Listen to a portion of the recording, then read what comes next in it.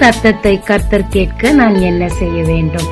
சங்கீதம் 77:1 நான் தேவனை நோக்கி என் சத்தத்தை உயர்த்தி கெஞ்சினேன், என் சத்தத்தை தேவனிடத்தில் உயர்த்தினேன், அவர் எனக்கு செவி கொடுத்தார். மார்க் 10 பர்திமேயு என்ற ஒரு குருடன் பிச்சை எடுத்துக் கொண்டு இருந்தார்.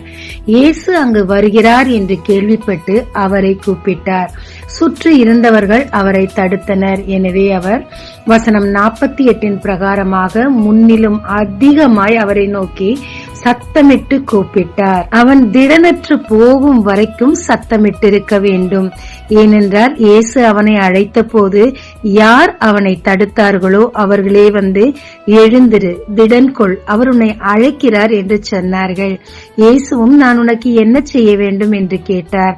அதிகமாய் அலப்பாமல் நான் பார்வையடைய வேண்டும் என்று சொன்னார். இயேசுவும் அவருக்கு பார்வை கொடுத்தார். முன்னிலும் அதிக சத்தத்தோடு தேவனை நோக்கி அவர் கூப்பிட காரணம் என்ன? மற்றவர்கள் பிச்சை கொடுப்பார்கள், இவர் மட்டும் தான் சுகம் கொடுப்பார் என்ற முழுமையான விசுவாசம் அவருக்கு இருந்தது. ஆனால் தேவனை நெருங்க முடியவில்லை என்று வரும்போது தன் எல்லா திடனையும் ஒன்று திரட்டி தன் விசுவாசத்தை ஒன்று திரட்டி சத்தமாய் அழைத்தார். தேவனும் அந்த சத்தத்தை கேட்டார். நெடுநாள் கூப்பிட்டும் ஜெபத்திற்கு பதில் வராததால் திடனற்று போய் சோர்ந்து போய் ஜெபத்தை நிறுத்திவிட்டீர்களா? ஜெபிக்கும் போதெல்லாம் தடை வருகிறதா? கவலைய விடுங்க.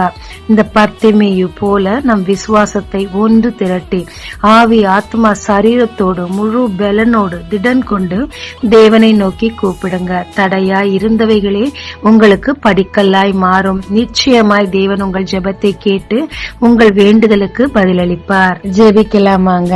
தேவரீர் உம்மிடத்தில் எனக்கு நம்பிக்கை உண்டு, உம்மிடத்தில் எனக்கு விசுவாசம் உண்டு, விசுவாசிக்கிறவனால் எல்லாம் கூடும் என்று சொன்னீரே.